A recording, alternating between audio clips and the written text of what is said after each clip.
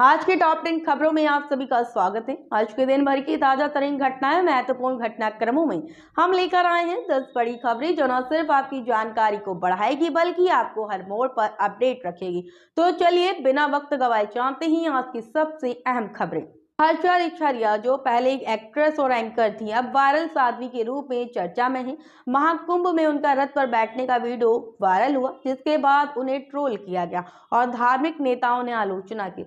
इस विवाद के बाद हर्षा ने महाकुंभ छोड़ने का निर्णय लिया। उनका यह कदम व्यक्तिगत धर्म यात्रा और समाज के बदलते दृष्टिकोण का प्रतीक बन गया है। अरविंद केजरीवाल ने दिल्ली के छात्रों के लिए फ्री बस सेवा शुरू करने का ऐलान किया है। इससे पहले उन्होंने मेट्रो किराए में छात्रों को 50% छूट देने के लिए प्रधानमंत्री नरेंद्र मोदी को पत्र लिखा था। अयोध्या जिले में 17 साल बाद फिर ऐसा अवसर आया है जब पिता के सांसद रहते बेटा विधायक बनने के लिए चुनावी मैदान में है। 2007 में हुए विधानसभा चुनाव में मित्रसेन यादव के सांसद रहते उनके पुत्र आनंद सेठ विधायक बने थे। इस बार भी अवधेश प्रसाद के सांसद बनने पर उनके बेटे विधानसभा के उम्मीदवार हैं। इस प्रतिष्ठापूर्ण चुनाव में सेन परिवार का रिकॉर्ड बरकरार रहेगा या फिर 2007 दोहराया जाएगा, इसका निर्धारण भविष्य ही करेगा। उत्तर प्रदेश के इटावा जिले में सड़क पर बिखरे 500 रुपए के नोटों को बटोरने की लूट मच गई। पूरा घटना सीसीटीवी कैमरे में कैद हो गया। पुलिस अब बाइक सवार व नोट बटोरने वालों की तलाश में जुटी है। उत्तर प्रदेश के प्रयागराज में 13 जनवरी से 26 फरवरी महाकुंभ मेले का आयोजन चलेगा, जिसमें देश और दुनिया से लाखों करोड़ों की संख्या में भक्त आ रहे हैं। ऐसे में लोगों की व्यवस्था के लिए कई इंतजाम किए गए हैं। यूं तो महाकुंभ मेले में शामिल होने वाले भक्तों के लिए रहने के लिए टेंट और खाने पीने के लिए कई दुकानें, होटल उपलब्ध हैं, लेकिन इन सब के लिए पैसों का भुगतान करना होगा। ऐसे में जो भक्त बहुत ही कम पैसों के साथ मेले में शामिल होने के लिए आ रहे हैं, उनके लिए खाने पीने की मुफ्त व्यवस्था की गई है। ऐसे में यहाँ आकर भक्त पेट भर कर खाना भी खा सकते हैं। सैफ अली खान पर हुए हमले ने सेलिब्रिटीज की सुरक्षा को लेकर गंभीर सवाल खड़े कर दिए। गुरुवार तड़के चोरी के इरादे से एक और चोर उनके घर में घुसा और चाकू से हमला किया, जिससे सैफ घायल हो गए।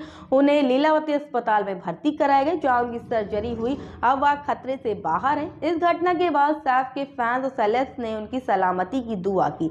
इस बीच समाजवादी पार्टी प्रमुख अखिलेश यादव ने सोशल मीडिया पर पोस्ट कर सैफ की सहमति की दुआ की और सरकार से कलाकारों की सुरक्षा सुनिश्चित करने का आग्रह किया।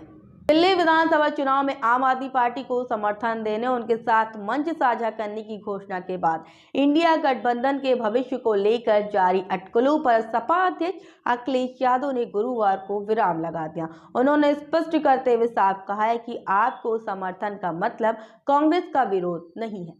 कांग्रेस सांसद राहुल गांधी ने बीती रात अचानक दिल्ली के एम्स पहुंचकर वहां के इलाज के इंतजार कर रहे मरीजों से मुलाकात की। उन्होंने मरीजों से कहा, उनका हालचाल जाना, उनकी समस्याएं सुनी। उन्होंने कुछ मरीजों की समस्या सुनकर खुद से मदद का आश्वासन भी दिया। मरीजों से मुलाकात करते हुए राहुल गांधी का वीडियो भी सामने आया। गाजियाबाद में पिछले 13 साल के अवैध निर्माण पर कार्रवाई की जाएगी। आदेश पारित होने के बावजूद ध्वस्तीकरण नहीं हुआ था। शासन ने सभी मामलों की रिपोर्ट मांगी है। जीडी और अन्य प्राधिकरणों को 20 जनवरी तक रिपोर्ट भेजना और कोर्ट के आदेश के बाद कार्रवाई की संभावना बढ़ गई है। प्रयागराज हाईवे पर बुधवार रात करीब 8:30 बजे एक कार चालक ने जमकर हंगामा मचाया। उसने तेज रफ्तार में कार दौड़ाई, कई लोगों को जोरदार टक्कर मार दी। हादसे की चपेट में आकर लखनऊ के नदवा कॉलेज के नजीर की मौत हो गई, जबकि उनके साथी गंभीर रूप से घायल हो गए। कार चालक को पकड़ने के प्रयास में बीजेपी के प्रदेश मंत्री अभिजात मिश्रा, उनके साथी भानु तिवारी भी घायल हो गए। दुर्घटना के बाद कार छोड़कर ड्राइवर फरार हो गया। नोएडा की सड़कों के विकास के साथ जहां वाहनों की रफ्तार बढ़ी है, उसके साथ ही इन पर हादसों की संख्या में भी इजाफा हुआ है।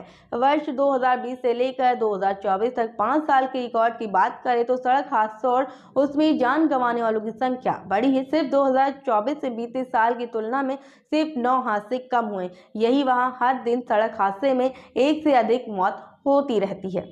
उत्तर प्रदेश के संभल में बीते 24 नवंबर को शाही जामा मस्जिद या हरिहर मंदिर के सर्वे के दौरान हुई हिंसा के बाद से यहाँ सपा सांसद जियाउर रहमान बर्क के मुश्किलें कम होने का मानो नाम ही नहीं ले रही। वहीं सपा सांसद जियाउर रहमान बर्क ने मकान को बिना नक्शा पास कराए बनाने का तहसील प्रशासन ने अंतिम नोटिस दिया था। अब अंतिम नोटिस की तारीख बढ़ाकर 23 जनवरी कर दी गई है। इसके बाद अगर निर्धारित समय के अंतर्गत उनकी तरफ से नोटिस का संतोषजनक जवाब नहीं मिलता है तब प्रशासन सपा सांसद जियाउर रहमान बर्क के खिलाफ कार्रवाई कर सकता है। प्रयागराज में 12 साल बाद आयोजित महाकुंभ में देश विदेश से लाखों श्रद्धालु पवित्र स्नान करने के लिए जुटे।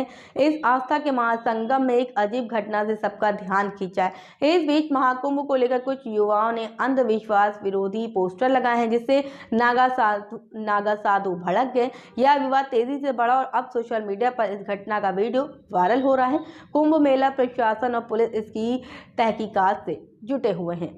तो ये थी दिन भर की बड़ी खबरें। अगर आप ऐसी ताज़ा तरीन और दिलचस्प खबरों से जुड़े रहना चाहते हैं तो हमारे साथ बने रहें और पाएं हर अपडेट सबसे पहले।